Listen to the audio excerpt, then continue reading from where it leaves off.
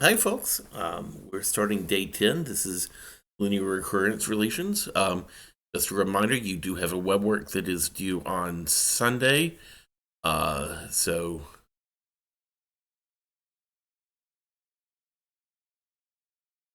don't forget about that. If you've got questions about it, post them to the website or come by my office hours, and we'll be glad to talk about them. Let's go ahead and get started. Um, so, what do we mean when we're talking about a recurrence relation? So, let's say we have any sequence. This is an infinite sequence, A naught, A1, A2, and so on and so forth. A recurrence relation is a formula that defines um, values of the sequence, but in terms of previously computed values. So they are, um, we have a recursive formula for defining A sub n. We require that n has to be greater than k for some positive integer k because it may be that, um, that recurrence relation may not work very well at the very beginning of the sequence when there are some special cases and some previously computed terms to work with. And so the recurrence relation may only begin starting with, for example, starting with the third term. Um, so here's an example. Let's look at the sequence 1, 3, 7, 17, 41, 99, so on and so forth. We have a recurrence relation for this sequence 2 times a sub n minus 1 plus a sub n minus 2. But that only works starting with the n equals 2 term. Now remember, this is a sub 0. This is a1. And so this is a2.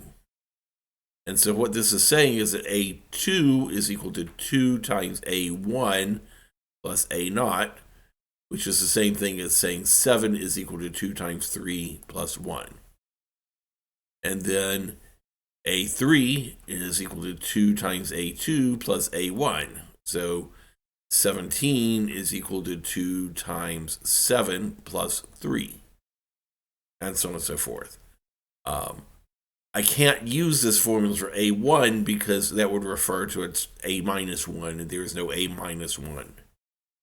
So the recurrence relation only begins starting with n equals 2. Okay? And if we want to extend this sequence, we can. This is A3, A4, A5. A6, which we don't know, is 2 times A5 plus A4. So that's 2 times 99 plus 41, and that is 239. That would be the next term of the sequence. Okay? So let's look at an example. We have a monkey that is climbing a long staircase. And at every step, the monkey can advance to the next stair or jump 2 sets forward. So how many ways can the monkey ascend in stairs? So we'll do a couple of easy examples. A sub 0, if there are no stairs, there's only one way. The monkey is already at the top. There's nothing to do. If there's one step, there's still one way to do it. The monkey goes from the lower step to the upper step. If there are 2 steps, that can be done in 2 ways. Because the monkey can climb steps 1 at a time or can jump 2 steps forward. So one way would be to do this, and the other way would be to go all the way up like that. All right. Now's where things start to get interesting. A3, what are the possibilities here? Well,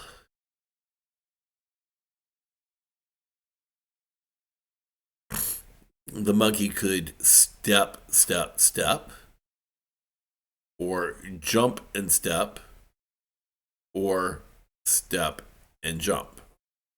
There are 3 ways of doing that.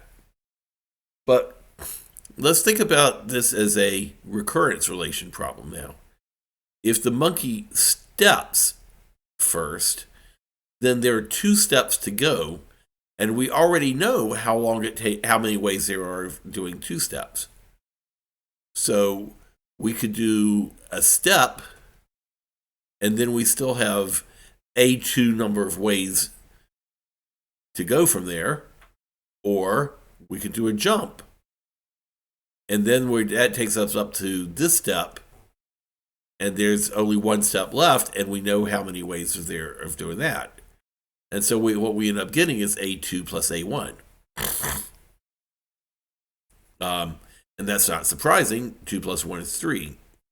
Let's check that out for one more case. Let's look at A4. So if there are 4 steps, 1, 2, 3, 4, what are the ways we could do this? We could step all the way. We could step, jump. We could step, jump, step. Or we could jump, step, step. Or we could jump, jump. We got 5 ways of being able to do this problem. And we could break this down. If we did a step as our first move, then we have 3 steps left to cover, and there are 3 ways to do that. But if we did a jump as our first move, then there are 2 steps left to cover, and there are 2 ways to do that. And so we have a choice of stepping or jumping for the first move, and depending on what we do, this is the number of ways of finishing those steps. And so we should get A3 plus A2, which is 3 plus 2, and that does turn out to be 5. In other words, the recurrence relation for AN is equal to AN minus 1 if we step for the first step, or AN minus 2 if we jump for the first step. And this only works starting with, this works starting with A2, but it doesn't work for A1 and A0. Okay. All right. Let's try another example. Let's look at the number of n-digit strings that contain zeros, ones, and twos, but does not contain the exact substring 0, 1, or 2. All right. So again, we can look at a couple of examples. A0 is just 1. It's the empty string that has nothing in it. If there are no characters in it, there's just one way to do that. A1, if we only have 1 character, it could be a 0 or 1 or 2. And that's easy. None of them contain the substring 0, 1, 2. If it's A2, the number of 2-digit strings, well, we have a lot of possibilities.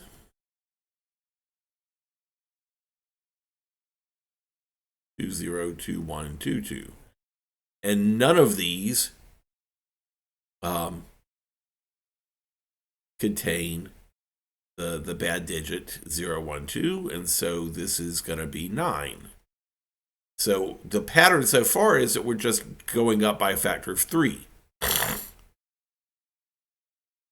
All right, so then when we get to A3, well, what happens is we can start with a 0, or we could start with a 1, or we could start with a 2. Now, if we start with a 1 or a 2, it doesn't matter how we fill this out, because we're not going to get the string 0, 1, 2. And so this is going to be a sub 2 ways of filling out 2 sets, and a sub 2 ways of filling out 2 sets. But what about this one? I can fill this out in any two ways except for 1, 2. In other words, there are only 8 ways in which I can fill this out. And then there's no characters left to fill this out. Okay? There are 8 choices here. I just can't put a 1 and a 2 after it, because then I would have the bad substring. Okay? And so what we end up getting is 9 plus 9 plus 8, which is only 26. So then let's look at A4. We could start with a 0. We could start with a 1. We could start with a 2. If we start with a 1 or a 2, then I just fill out these 3 spaces. The 1 or the 2 is not going to cause a problem. The only thing I have to watch out for is not putting a 0, 1, 2 in those 3 spaces. And A3 has already taken that into account. I could just fill in these 3 spaces using any of these valid sequences. But if I start with a 0, then there are only 8 possible ways I can fill these 2 spaces. I could have 0, 0, 0, 1, 1, 0, 2, 1, 0, 1, 1, 2, 0, 2, 1, 2, 2, but I can't have a 1, 2 that comes after it. And so there are only 8 possible ways of filling this space. And then how many ways of filling that last space? Well, it's A1 ways of filling it. Okay?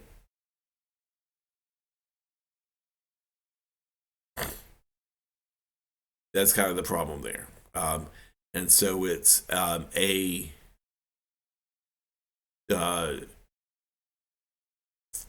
2 times A3 plus 8 times A1. And so what we end up getting is A sub n is equal to 2 times an minus 1 plus 8 times an minus 3.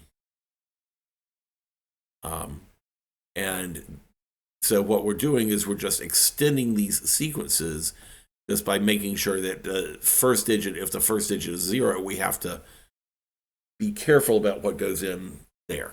Okay? All right. Let's keep going. So we could also extend these from the end. What if we want to create a recurrence relationship for the number of ways of stacking red, white, and blue poker chips so that no red chips are adjacent? Okay? So again, A sub 0 in this case is 1, just the empty stack. A sub 1, I can have a red chip or a white chip or a blue chip. Doesn't matter. But I don't want to put, I don't have 2 adjacent chips yet, so there are 3 ways of doing that. A sub 2, I can put anything on top of these 2 chips, but I can't put another red chip on this one. So there are 3 things I can put on here. White, and then this could be red, white, or blue. Blue, and this could be red, white, or blue. So there are 3 ways we can fill this out, 3 ways we can fill this out, but only 2 ways we can fill this one out. The bottom chip is red. Okay? And so this is going to be 3 times 3 and 3 and 2 is 8. All right, so let's get to A3. If the top chip of the previous stack is blue or white, then there are 3 ways of filling this out. And what about underneath? There are also 3 ways underneath. There's A1 ways underneath. There's 1 space left. If the top chip is red, then there are 2 ways of filling it out here, and then 2 ways of filling it out down here.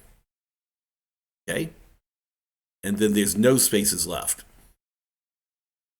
So we get 3 plus 3 times A1. That's 6 times A1. And then 4 times A0 with no spaces left. And then we'll do one more and we'll kind of wrap this up. So now I have a stack of 4 chips, and I'm looking at the 3rd chip in the stack. If the stack is white or blue, then it doesn't create any problem with the red chips being adjacent. I can have anything above it and any 2 things underneath it that are already legal. And there are only 8 combinations that are legal because red is not legal. So there are 3 things above and A2 things below, and that's true for either white or blue. So that's 6 times A2. 3 times A2 for white and 3 times A2 for blue. Or if that 3rd chip is a red chip, then there are only 2 possibilities around it. This could be white or blue. This could be white or blue. But then this can be anything, but there's only 1 spot left to fill in. So 4 times A1. And so AN is equal to 6 times AN minus 2 plus 4 times AN minus 3. And that would be a recurrence relation for the number of ways of stacking red, white, and blue poker chips so that we don't have any adjacent red chips. All right. Building these recurrence relations is takes a little bit of practice. How many strings of N letters that do not have 2 vowels in a row?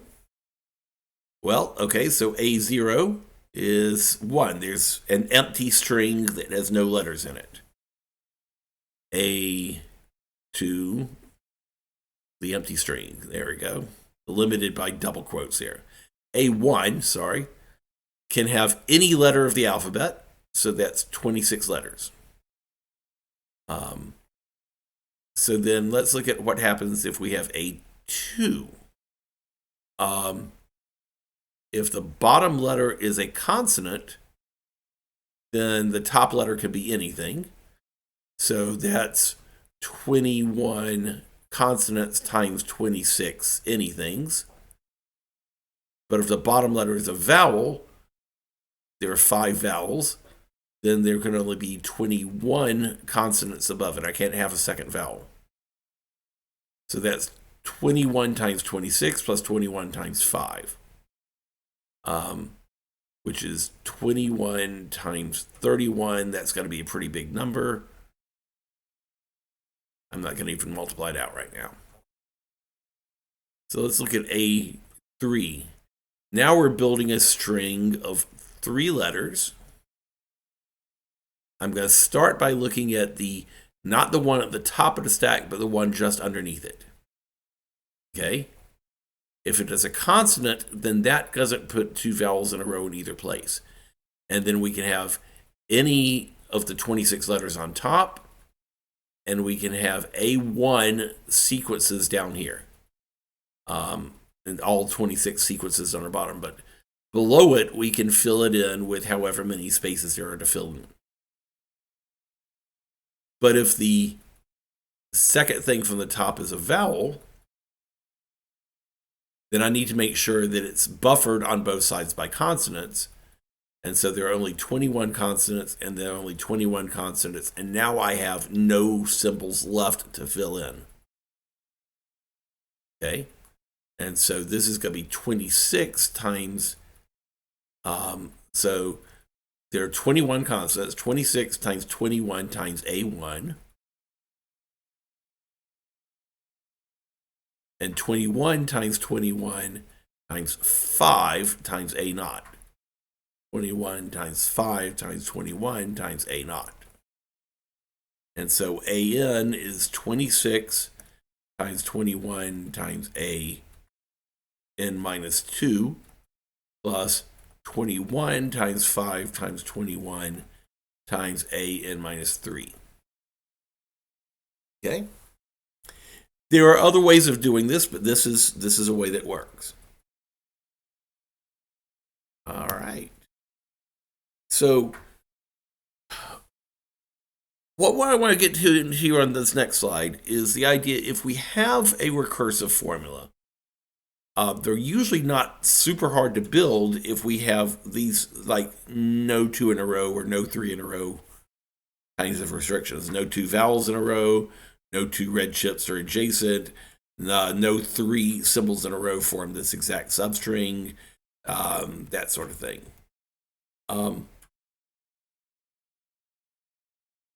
What we want to look at now is there a way to convert this recursive formula into a non-recursive formula? And why would we want to do that?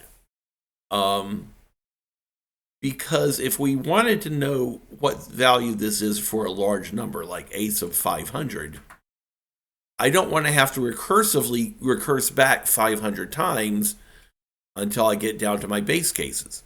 I'd like to somehow be able to calculate this directly. And so what we're going to build up here is a technique for converting a recurrence relation into a non-recursive formula. And it requires using something called the characteristic equation. What we're going to do is we're going to replace these recursive terms here with powers of a variable. Okay, so my sequence is the letter A, but I'm using the Greek letter alpha here to form a variable. And so this is exactly the same formula, but my sequence is now alpha to the n and alpha raised to the n minus 1 power, alpha raised to the n minus 2 power, where the index that used to indicate a term of the sequence is now an exponent. Okay? If the roots of the characteristic equation are real and distinct, we can come up with a closed form solution to recurrence relation. Okay? So let's look at how this is going to work. We'll try to solve this recurrence relation using these two as my base cases, starting with A naught, A1, A naught, A1, and 1. So let's look at what this is saying right now. A naught is 1, A1 is 1, A2 is 2 times A1 plus 3 times A naught would be 5. A3 would be 2 times A2 plus 3 times A1, that would be 13. And A4 would be 2 times A3 plus 3 times A2, so that would be 26 plus 15 would be 41, and so on and so forth. Okay? Is there a formula that calculates these directly? And so the way we're going to do this is we're going to replace this with alpha to the n equals 2 times alpha to the n minus 1 plus, that's the alpha is down here. Let me rewrite that. Plus 3 times alpha to the n minus 2. If I bring everything to the one side, that's alpha to the n minus 2 alpha to the n minus 1 plus, or minus again, 3 alpha to the n minus 2 is equal to 0. If I factor out alpha to the n minus 2, what's left is alpha squared minus 2 alpha minus 3 is equal to 0. And then this factors into alpha minus 1, alpha minus 3, and alpha plus 1. There we go.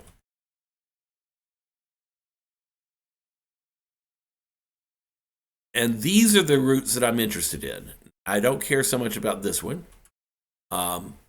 This was alpha is equal to 0. This is alpha is equal to 3. This is alpha is equal to -1. And the 0 isn't going to help me. The fact that 3 and the -1 is going to help me. So what this tells me is that a to the n, now I'm going back to a's, I'm looking at my original sequence now, is equal to some constant times 3 to the n power plus some other constant times -1 to the n power. I don't know what these constants are yet, but these are the bases in this formula. So how do we find the constants? I'm going to plug in some of the values that I'm aware of. A2, which is 5. So this is when n equals 2. 5 is equal to C1 times 9 plus C2 times 1. And when n equals 3, we get 13 is equal to C1 times 27 minus C2. C2 times -1. Well, this is just a pair of equations, linear equations. We could solve them. An easy way to solve them would be to add them, and the C2 is going to cancel here. On the left side, 13 plus 5 is 18. 9 and 27 is 36. And so C1 is 18 over 36, which is the same thing as 1/2. Well, now that I know what C1 is, I can figure out what C2 is by plugging it back in here. 5 is equal to 1/2 times 9 plus C2. C2 turns out to also be 1/2. And so this recurrence relation has the solution A sub n is equal to 1/2 times 3 to the n power plus 1/2 times -1 to the n power. Okay? And then this allows me to calculate the nth term directly without having to recurse. From a programming point of view, this is going to be a faster executing formula because it's non-recursive.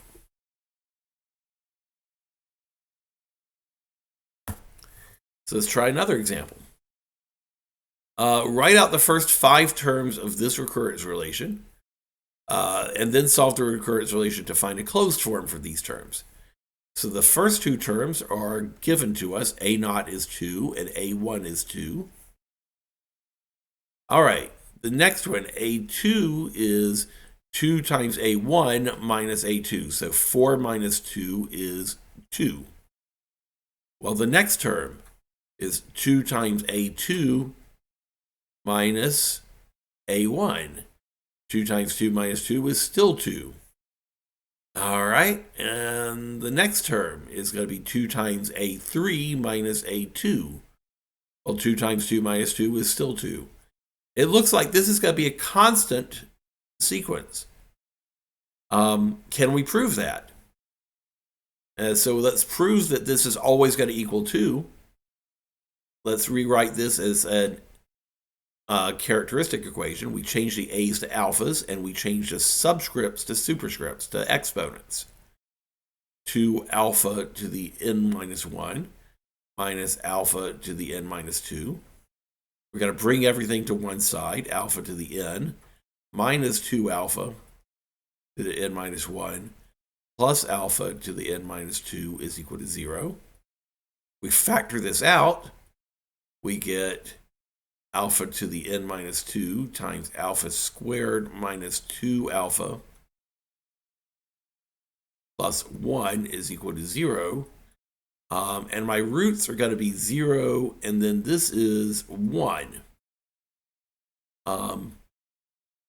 This is alpha minus 1 squared. And so my solution for a to the n can only have 0 to the n and 1 to the n in it. But 1 to the n is a constant. And so this tells me that a sub n is constant. But because I only have one root here, there is a little bit of trickiness in how we're going to be able to calculate out what's going on there. In this last example, we had 2 roots, but this example, we only have 1. We'll see that in a couple of slides here. Okay? So let's try this one here. Solve this recurrence relation with a not equal to 1 and a1 equal to 3. Okay? All right. All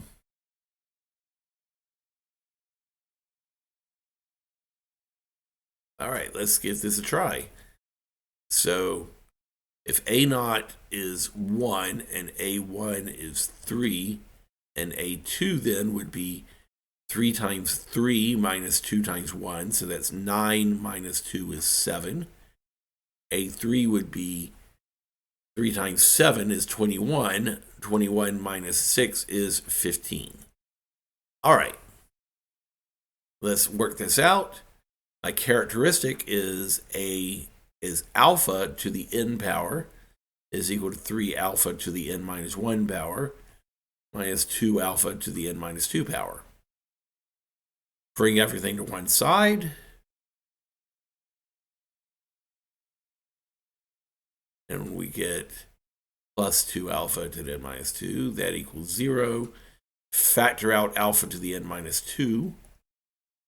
And we're left with alpha squared minus 3 alpha plus 2 is equal to 0. And that cancels into alpha squared minus 3 alpha plus 2 is alpha plus 1. No, alpha minus 1, alpha minus 2. And so alpha equals 1 or alpha equals 2. That tells me that my original sequence, my original a sub n, is equal to 1 to the n power and 2 to the n power with coefficients in front of it.